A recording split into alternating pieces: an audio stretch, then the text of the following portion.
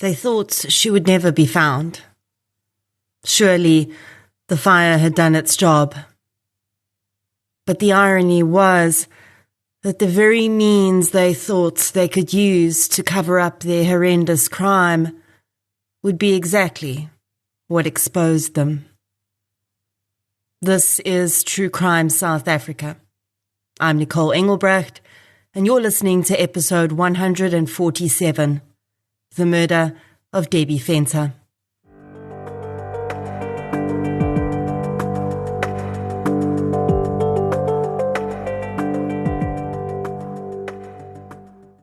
Today's episode is brought to you by Dial-A-Bed, South Africa's largest branded bedding retailer. We all know that getting a great night's sleep makes us happier and healthier, so Dial-A-Bed is on a mission to make it as easy as possible for you. Shop at 76 stores nationwide or online at dialabed.co.za. A huge thank you to Dial-A-Bed for supporting True Crime South Africa. Since 2019, True Crime South Africa has been telling the stories of the victims of violent crime in South Africa. The podcast is independent. That means no big or even little corporates fund it. And that's just the way I like it. And it's the only independent podcast in South Africa that consistently charts in the top 10. Keeping a podcast like this going is time-consuming. And for the most part, it remains a one-woman process. It's me. I'm the one woman. You, yes you, are the reason this podcast continues to flourish and help bring in tips on missing person and cold cases. If you'd like to help keep the show running, please consider supporting our sponsors, signing up to Patreon or PayPal, follow the show on the socials, as the kids say, and share it with your fellow partners in crime. You can find our social links and learn more about our sponsors at True Crime South Africa/donate. Shout out to this week's Patreon and PayPal superstars. A huge thank you goes out to Henri Olivier, Ben Fairbrother, Zumi Jongwe, Monica Urquhart, Teresa Ho, and Paul Freeth. Thank you so much, everyone. Patreon supporters get one additional exclusive episode a month, a shout-out on the pod, and other exclusive contents, including Q&As with me as and when it's available. It's a minimum of $1 a month. I think you should do it. Please. And thank you. Keba. This week's case gives me a similar feeling to the murder of Marie Favey. The idea that a vulnerable person can be brutally murdered by someone who's supposed to care for them. This case horrified everyone when it happened. The world was confined to their homes during the COVID lockdown when the victim disappeared, and her friends simply couldn't fathom that she would just vanish, especially under the circumstances. There's something brutally cold about this case, notwithstanding the story told by the murderer, which, as you'll hear, doesn't seem to ring true. In researching this case, I used an episode of Huisgenoot Ware Lewensdramas, social media sources, and several media articles. So, let's get into episode 147, The Murder of Debbie Venter. The following episode may contain sensitive material, including descriptions of violence, sexual assault, or graphic descriptions of injuries to victims. If you feel you may be triggered by such material, please consider this before accessing our content. To access trauma counseling or services, please see the helpline information on our show notes. Debbie Venter was born on the 24th of May, 1968. Her parents divorced when she was in her early teens, and her mom remarried and had another daughter with her new husband. There was quite a big age difference between Debbie and her half-sister, Danita, with Danita being born when Debbie was 13, but Debbie was happy being a big sister. Sadly, the two girls lost their mom when Danita was just 7 years old and Debbie 20. Later, Danita would claim that their mother had passed away as a result of a painkiller addiction. Debbie did her best to look after her little sister. It seems that the child's father was also not present, although there's no solid explanation as to whether he had also died or simply left the family. For months, young Debbie, really just a youngster herself, tried to care for Danita to ensure she didn't go into the foster system. Eventually, though, Debbie had to admit that she was simply too young to take responsibility for the child, and Danita bounced between extended family members before eventually being adopted when she was 11 years old. Debbie tried to stay in touch with her little sister, but it was difficult once she was adopted, and soon the pair grew apart, and time took their lives on different roads. When Danita matriculated and turned 18, she and Debbie got in touch again. By then, Debbie was well established in her own life and hoped to be able to help her sister too, so she offered her a job at her small business. Danita worked with Debbie for a while, but she soon met the man she would go on to marry, Gert van Rijn, and they moved out of the East Rand where Debbie lived and worked, and the sisters lost touch again. Debbie herself doesn't appear to have ever been married, and she didn't have any children of her own. She focused on her work and on her pastimes and interests, and had a large circle of close friends. Debbie's social media accounts show that she was well loved by those who knew her. She didn't have much family to speak of besides Danita, who she often lost contact with, but her biological father and his wife were still in her life, and they did spend time together.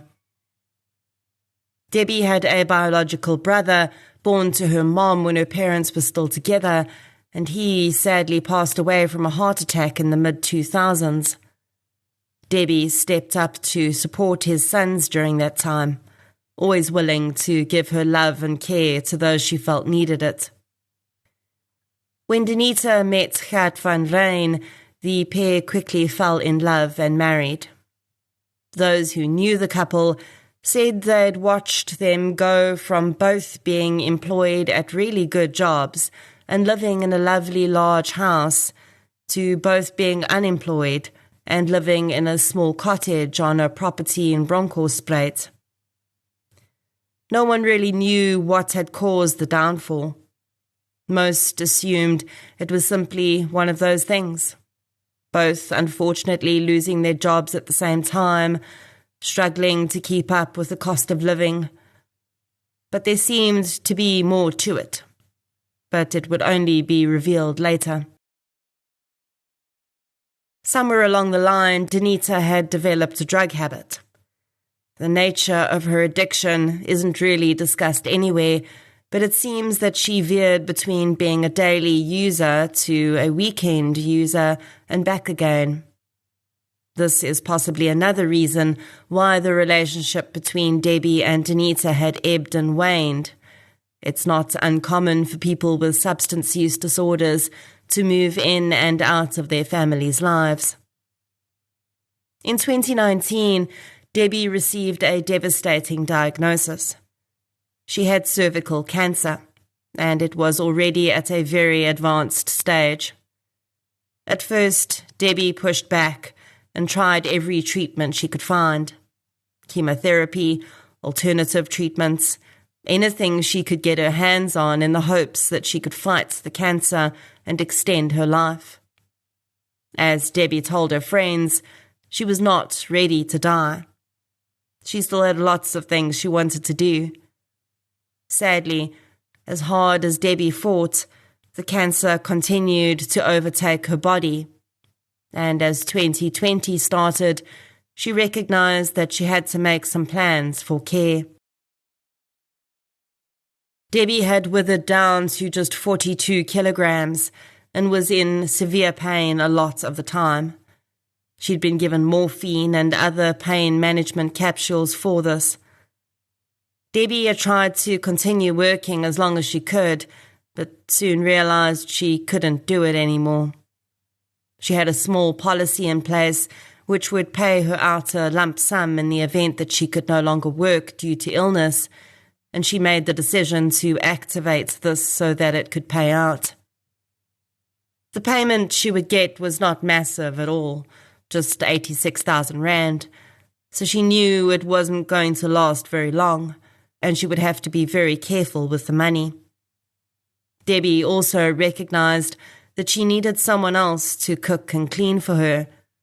She had her own vehicle, an old white Ford Escort, but driving was also becoming increasingly difficult. Despite being an incredibly independent person, Debbie relented. And on the 6th of February 2020, she posted the following on Facebook. Quote, "Hi, I'm urgently looking for a place or someone to take me in. I have advanced cervix cancer already spread to the colon. It's basically to see that I have 3 meals to eat every day and that my washing can be done once a week. Anywhere in the East Rand. Can't afford much, but it's negotiable. Please inbox me. Debbie." End quote.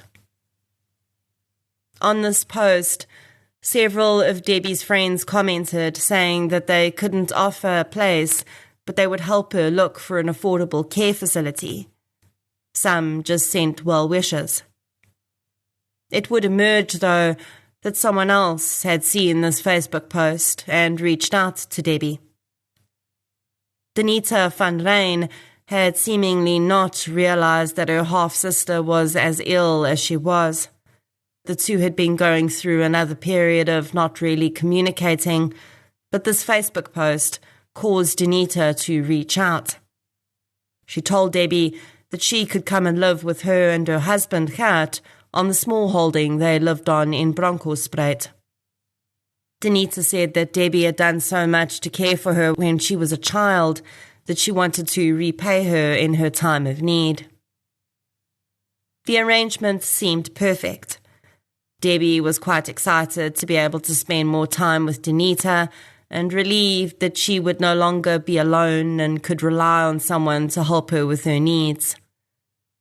At first, there wasn't much urgency involved in getting Debbie to Danita's house, but in March 2020, when it was announced that South Africa would be locking down to prevent the spread of COVID-19, the situation suddenly changed overnight, and Debbie had no choice but to very quickly pack up and move so that she didn't get locked down alone. Debbie's friends stayed in contact with her on WhatsApp and Facebook, and although they couldn't visit because of the risk of giving Debbie COVID and the lockdown restrictions which were in place, they communicated regularly, and they said Debbie seemed happy living with Danita and Gert. In April, just a month after she'd moved in, Debbie shared a photo of Danita and Gert on her Facebook profile, expressing her gratitude to the couple for caring for her. Of course, Debbie was contributing to the household expenses in exchange for her living there, and considering both Danita and Gert were unemployed, this money certainly would have been very welcome. Although externally the arrangement seemed to be going well for all concerned, behind the scenes it seemed that things were not all that rosy between the sisters. It seems Debbie had discovered that Danita was using drugs and was not happy with the situation. On the other side of the fence, Debbie had her own pain medication, morphine and other substances which had been prescribed to her by her doctors, and Danita would later claim that she felt that Debbie was abusing this medication. Now, firstly, I don't think it's possible for a stage 4 cancer sufferer to abuse pain medication. I mean, yes, technically it is possible, but is it really even an issue? The reality was that Debbie did not have long to live. And if she wanted to make that time as pain-free as possible, and she had the means to reduce the pain she was in, why on earth would she not do that? And why wouldn't her sister want that for her? I can understand the fear that the person may overdose, but Debbie was, by all accounts, very level-headed. And her friend said that she actually didn't like the way the pain meds made her feel. So when they had been around her, she'd actually taken them as little as possible, only when she really needed it.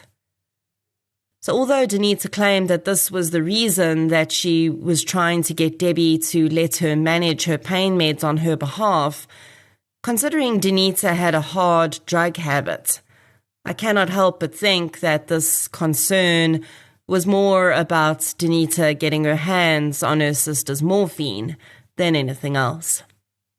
Of course, this has never been proven, but besides actually taking the morphine herself, Danita could very well have been selling it. Morphine would have gone for a pretty decent price if she sold it, especially considering everyone was locked down, and many substance users were struggling to get their hands on their ordinary fixes. Debbie did not mention this issue over medication to anyone. It would only come out later, so sadly, we only have Danita's version to go on. In May 2020, Debbie would be celebrating her 52nd birthday on the 24th. Danita apparently wanted to arrange a braai for the occasion, but soon realized that lockdown restrictions wouldn't allow for this. It probably also wasn't a great idea to have a large group of people gathering around Debbie, who was extremely vulnerable from a health perspective. The idea was canned, and Debbie spent her birthday alone with Danita and Gert. On her Facebook page, people shared messages saying happy birthday, but there were no responses. Soon, friends shared messages saying that they had sent her a message on WhatsApp to wish her a happy birthday, but she hadn't responded there either. On the 31st of May 2020, at 1:30 a.m. in the morning, Gert van Rijn walked into the police station near his home. He told the officer on duty that he wanted to report his sister-in-law, Debbie Venter, as missing. In Gert's initial statement, he claimed that he, his wife, and Debbie had been out on the 29th of May and they'd gone to a nearby petrol station.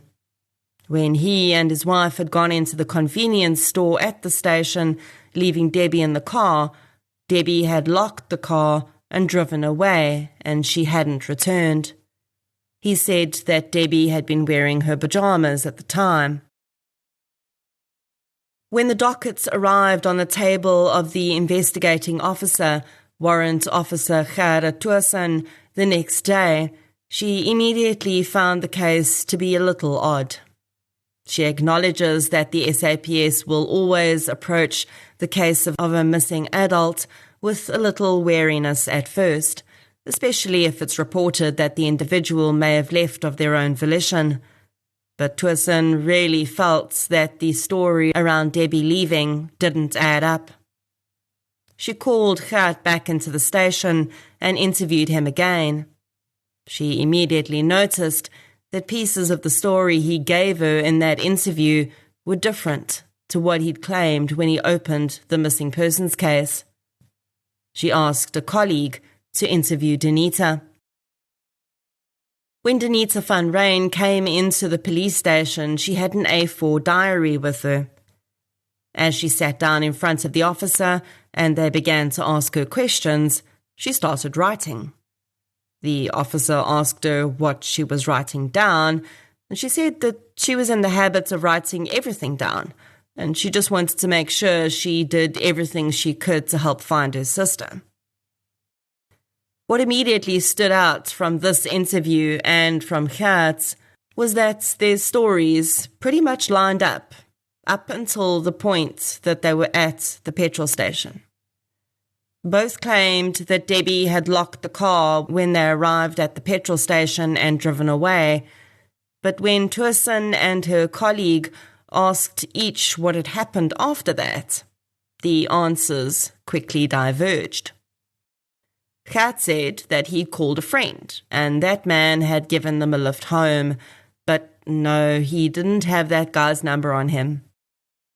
Danita had a much more involved story. She said that they'd taken a taxi, for which they'd paid 18 rand, to Mamelodi Crossing. Then they'd hitched a lift with a stranger to the dirt road that led to the small holding on which they lived, and they'd walked that 3-kilometre road home. Danita had said that they'd done many things that day before Debbie had disappeared. They'd woken up around 10 a.m. and then gone to Silverton to get car parts for their vehicle, going to many different establishments. Then they went to Mamelodi Hospital to get some more medication for Debbie and several other places. Eventually, they'd arrived at the petrol station, where Debbie had abandoned them and disappeared. Tuason figured out that if they'd visited all of those places and then still had to find their own way home, given that it was a winter's day, they would have been walking that dirt road home in the dark. She asked Danita if that had been the case, and she said, "Oh no, it had still been daylight." Tuason did not think this was possible. Another part of Danita's story that flagged for Tuason was the fact that Danita claimed Debbie had insisted on driving her own vehicle. The woman was incredibly ill and mostly bedridden, and Warrant Officer Tuason simply couldn't imagine that she would insist on driving the couple all around Silverton, Mamelodi, and everywhere else Danita claimed they'd gone. One of the first places Warrant Officer Tuason had gone after receiving the docket was to the petrol station Gert had said Debbie was last seen at. She had a description of Debbie's vehicle and the registration number, and she went through the CCTV recordings for the day in question. But she didn't see any sign of Gert, Danita, Debbie, or the white Ford Escort. So when Danita was in for an interview, she was asked if she was absolutely sure that it was this petrol station they'd been at. Danita immediately said yes, she knew it was. She remembered it well because when they'd driven in, someone had cut in front of Gert and he'd sworn at the man and made a scene. So Gert was driving, Tuason thought. What happened to Debbie wouldn't let them drive her car? In the days after Debbie Fenter was reported missing, her missing persons flyer was distributed widely on social media. Many of her friends actually discovered that she was missing by seeing the flyer. They were shocked at the allegation that Debbie had left of her own accord. They simply couldn't fathom it. But perhaps she just wanted some time away, and maybe after that she'd been hijacked, and that's why she hadn't returned home. On the 1st of June, Danita van Rijn posted on Debbie's Facebook page from her own profile.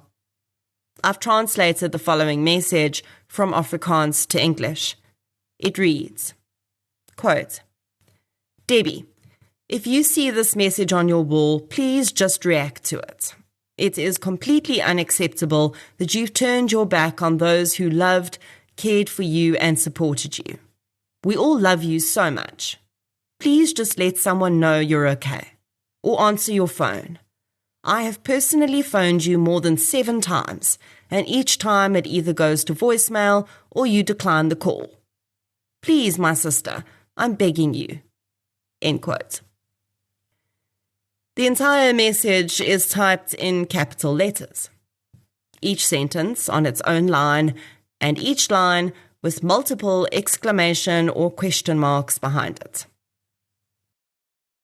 In the comments on the post, initially at least, Debbie's friends chime in, agreeing and begging Debbie to get in touch. Some mention they're shocked that Debbie would worry everyone like this. But soon, the tone of the comments and reactions changes. From disbelief and concern to abject horror and rage. Although there'd been no sign of Debbie's vehicle on the CCTV at the petrol station on the 29th, other cameras in the area around the small holding, which investigators had looked at, did pick up the vehicle, and Gert and Danita, but no Debbie. On the 29th, 30th and 31st of May, both Gert and Danita were seen using Debbie's white Ford Escort. On several occasions during that time, Gert is seen walking to the boot of the vehicle, looking around, popping it open, staring inside, and then shutting it again. This was ultimate proof that the pair were lying about the circumstances of Debbie's disappearance. But the investigators needed much more information before they could move. Using a network of informants, they were able to identify a man who was known for purchasing stolen vehicles in the area.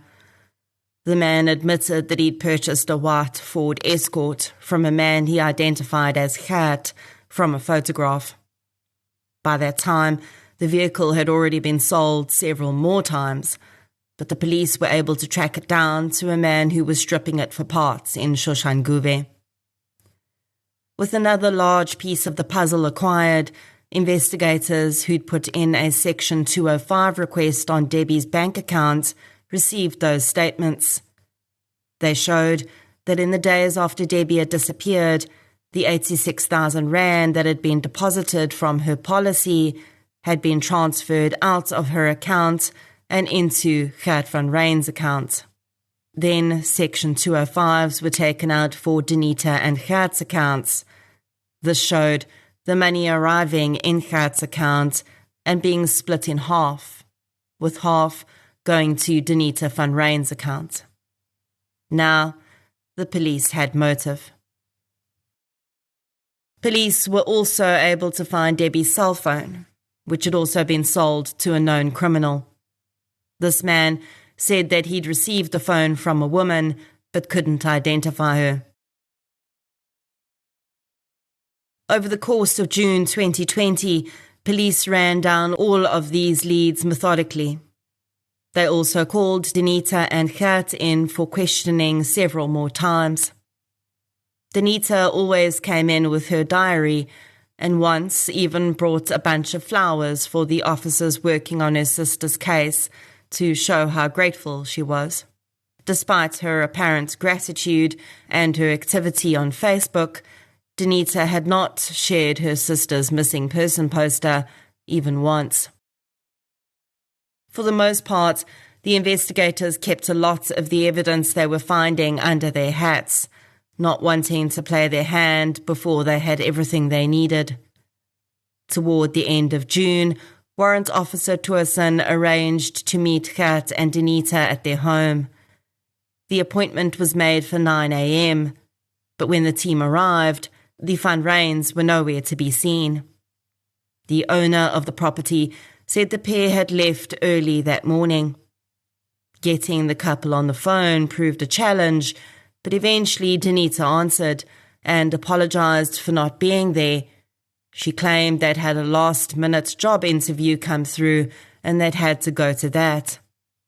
Their absence, though, could work in investigators' favour, and Tuason asked the owner of the property if she could have his written permission to access the rooms in which the Van Ryns lived.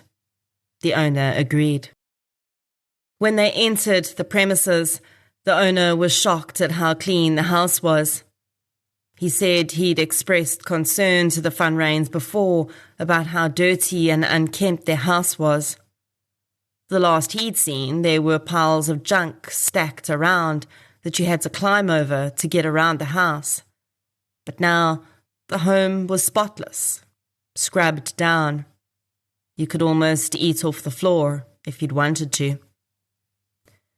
The owner showed the officers the room in which he knew Debbie had slept. The room was bare, though. It was as though she'd never been there. Only one set of pajamas sat in a drawer, and some old medication with Debbie's name on it. But other than that, it seemed the Van Rains had very quickly been happy to get rid of everything Debbie owned. Almost as though they didn't hold out any hope she'd be coming back. The investigators also struck gold in the rubbish bin at the house. The refuse at the small holding was not collected as regularly as at suburban homes, so there was quite a bit more to sift through. In the bin, police found a pile of torn-up paper. The paper looked similar to the diary Danita had brought into each of her interviews. The pages had been torn into the tiniest of pieces, but police collected as many of the pieces as they could, and they would spend the next few hours reassembling the pages.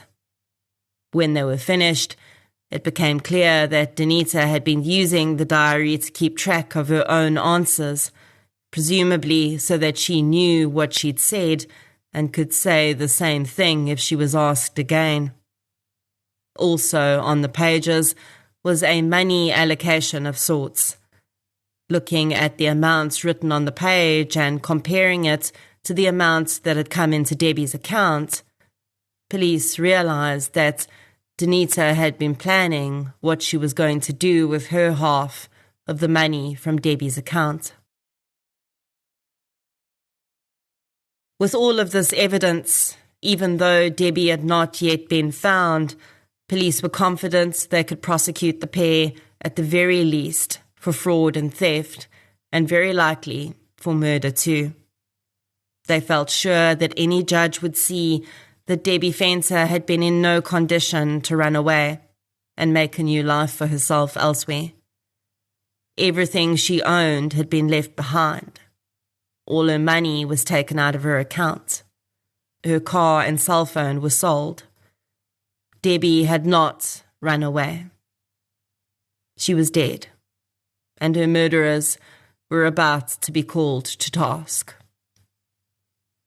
On the 4th of July 2020, Danita and Kat van Ryn were arrested on charges of murder, theft, defeating the ends of justice, perjury, and fraud. The news about the pair's arrest quickly spread, and Debbie's friends were horrified at the thought that their friend may have fallen victim to the hands who had committed to caring for her. In the days after the arrest, a fire spread through a veld in Valeria, Pretoria. Firefighters attended and put the fire out. They swept the area when it was safe to do so, trying to see if they could figure out where it had started, although it was likely just an accidental veld fire, which is not uncommon. During their search, though, the firefighters came across a deep cavern in the veld. In it, they spotted a large canvas bag, which had mostly burned away, revealing the remains of a human body. Police were called, and the remains were retrieved. Also in the ditch, they found a bag, which had a pillow and a metal jug in it. The jug smelled of petrol, and from the pattern of the burns, it was very clear that the body had not been burned in the veld fire. Rather, it had been burned before that. It appeared that whomever had put the victim there had thrown the bag containing the body into the ditch, poured petrol over it from the top of the ditch, and then thrown the bag with the pillow and the container into the ditch and set it alight.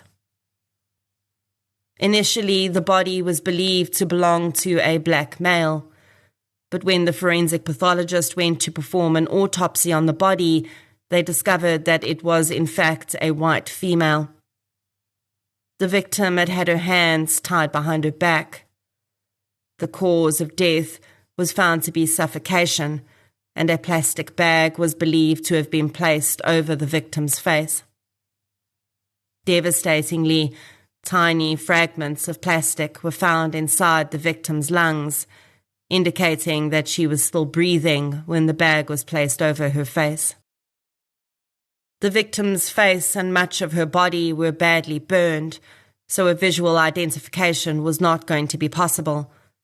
But because the victim's hands had been tied behind her back, and she happened to be placed in the hole in a sitting-up position, her body had protected parts of her hands from much of the heat of the fire. Just 4 of her fingertips were completely untouched by the flames, and that would be enough to identify her. Forensic pathologists were aware that police in Bronkhorstspruit were searching for a missing 52-year-old white female who was believed to have last been seen wearing her pajamas. Some material fragments found with and on the body looked like pajama material to the pathologist, and so the first set of prints the victims were compared to were those of Debbie Venter. Warrant Officer Tuerson was outside court, waiting to go into the bail hearings for Danita and Gert when her phone rang, and she received the news that Debbie Venter's body had been found. She approached the prosecutor with the news, and although the accused couple would only hear the news after the hearing was finished, it would change everything. The case against the pair was already pretty solid, but it was clear that neither had thought Debbie's remains would ever be found, and when that was added, Danita decided to enter a guilty plea. Danita claimed that she and Debbie had been arguing over her medication because Danita was allegedly concerned Debbie was using too much morphine, and Debbie had become incensed and attacked Danita. Danita claimed that she'd lost control and held a pillow over Debbie's face, and she soon realized that Debbie appeared to not be breathing. She said that she'd panicked and called Gert to help her. She said he'd wanted to phone an ambulance, but she'd convinced him not to, and instead told him they should make Debbie's death look like a hijacking in which she'd been murdered by the hijackers. She claimed that this was why they tied her hands behind her back and put the plastic bag over her head. The pillow found in the bag was the one Danita said she'd used to suffocate Debbie. Debbie's DNA was found on the pillow, and the contusions on her face indicated that she had been suffocated in a way other than the plastic bag before that was placed over her head. Danita and Gert, though, swore that they thought Debbie was dead when they put the plastic bag on her head. Gert had then placed Debbie's body into a canvas bag and put her in the boot of the car. They'd purchased petrol in the container found in the bag and taken Debbie's body out to the veld, where they'd poured petrol over her and set her alight. Although it seemed clear that Danita was not telling the whole truth in her statement, the prosecution decided that they would accept her guilty plea. The judge did as well, and Danita van Rijn was sentenced to an effective 25 years in prison, and Gert van Rijn to 15 years for his role as an accessory.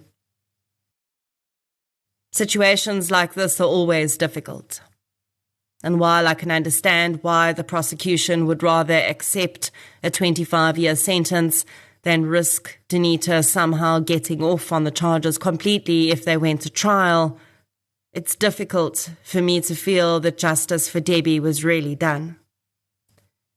Danita will be eligible for parole in 12 and a half years. Despite the fact that she pled guilty, the main reason she was not given a life sentence was because the murder was not proven as premeditated.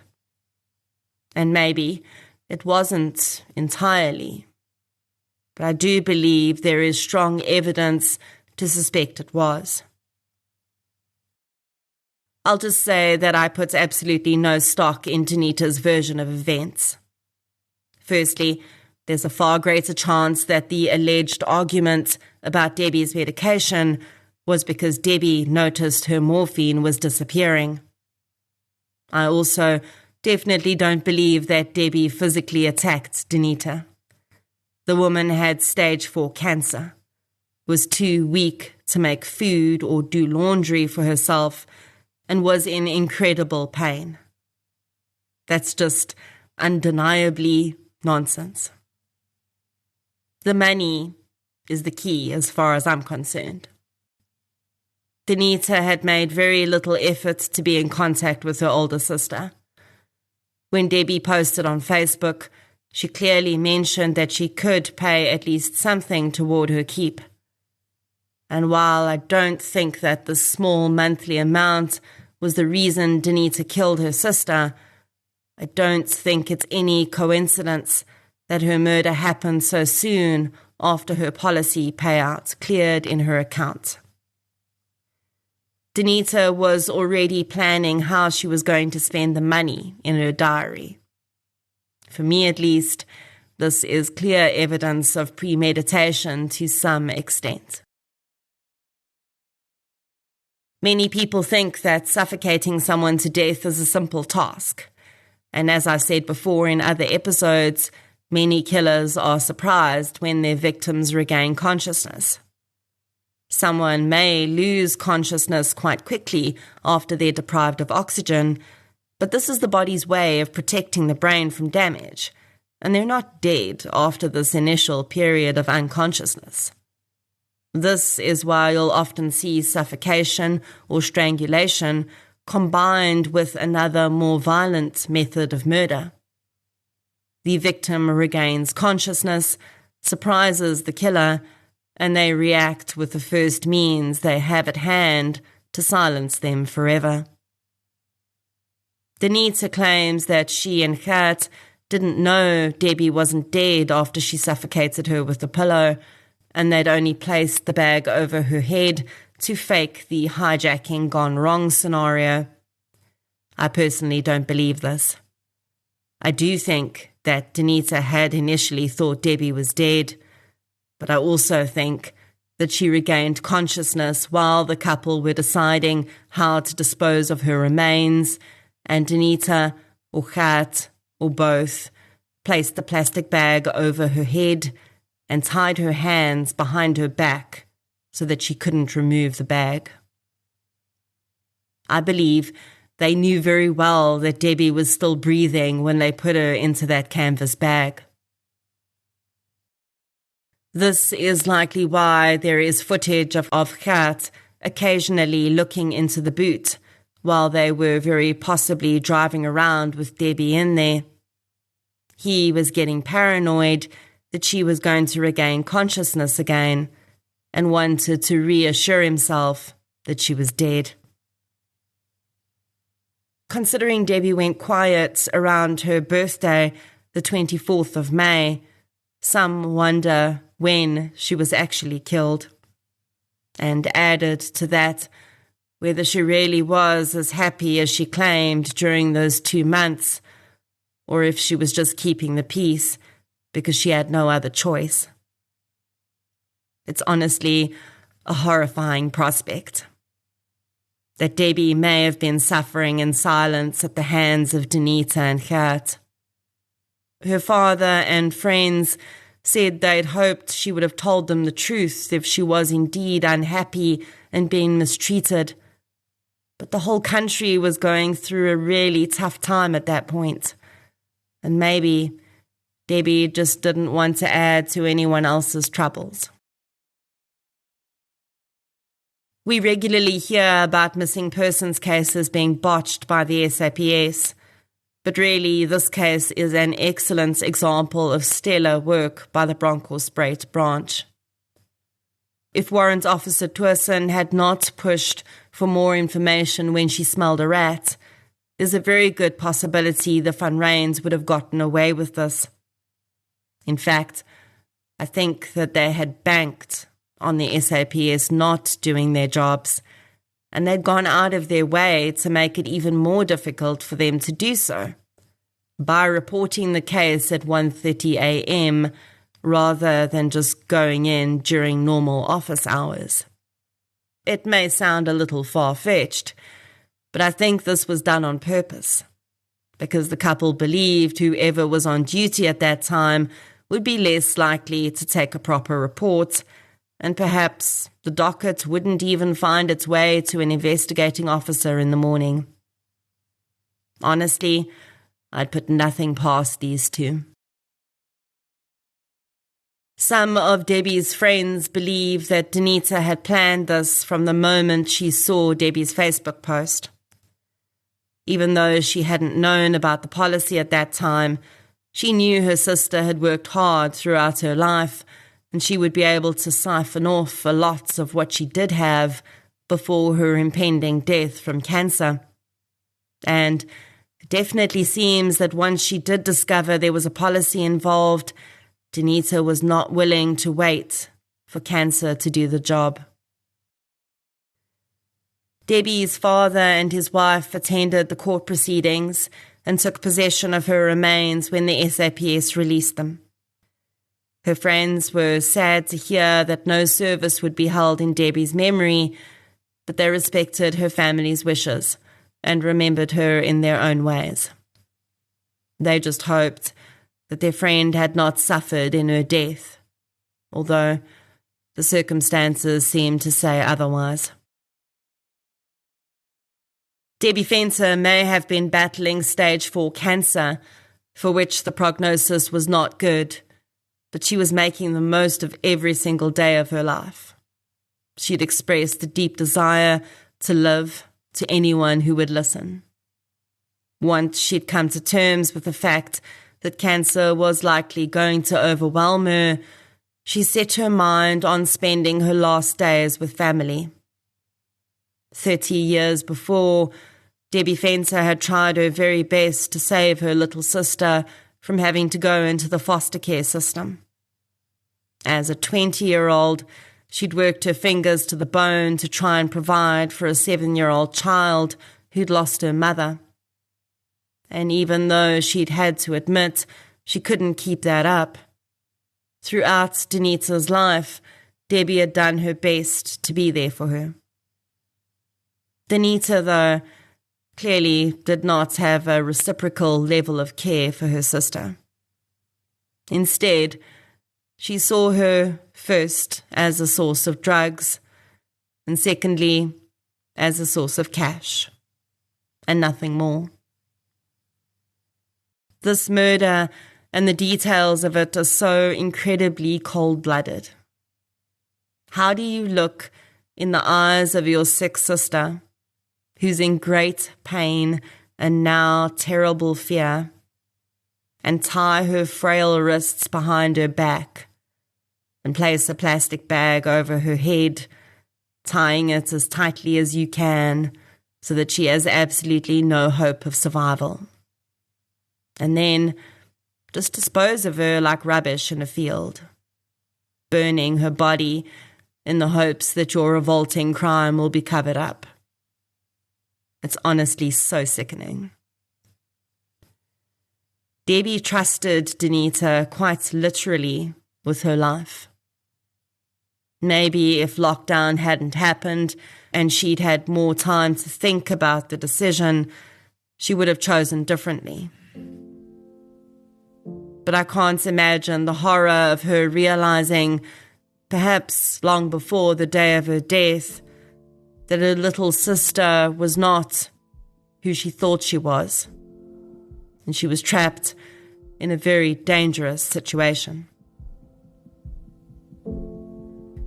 The love expressed toward Debbie on her Facebook page is heartwarming, and it speaks to the character of the woman who Denita and Gert murdered.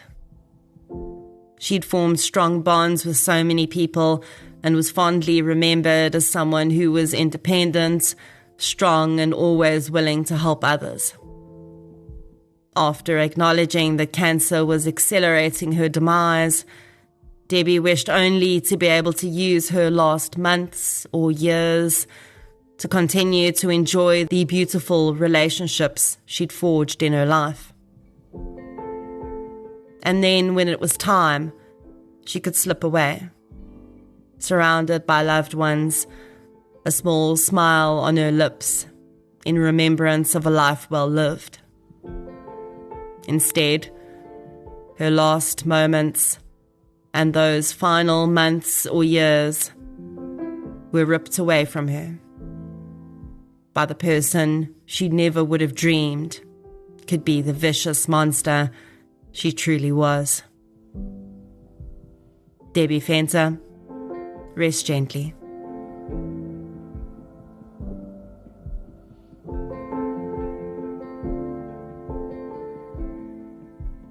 If you'd like to hear more victim-focused true crime content, please subscribe to True Crime South Africa on Spotify or the platform you're using to listen right now.